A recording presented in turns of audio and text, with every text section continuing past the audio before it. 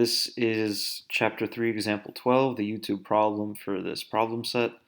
It asks us to draw a face of a clock that looks something like this.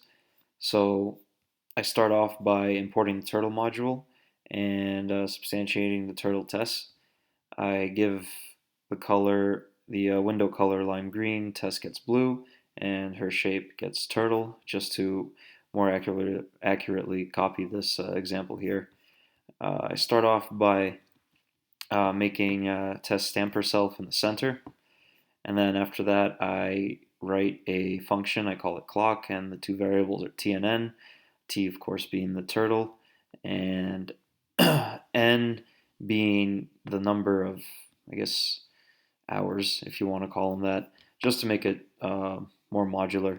So I say here that a turn is equal to 360 divided by n, just because clock is a circle. And then here in my for loop, Tess starts here in the center. She already put her stamp down.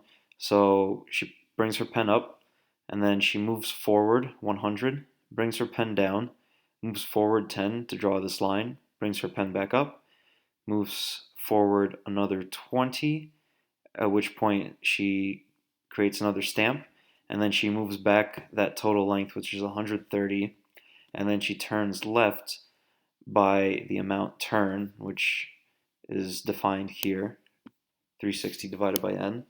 So if we run this, and here clock test, and just because this is planet Earth, we'll give it 12 hours on the clock face, and voila, there it is.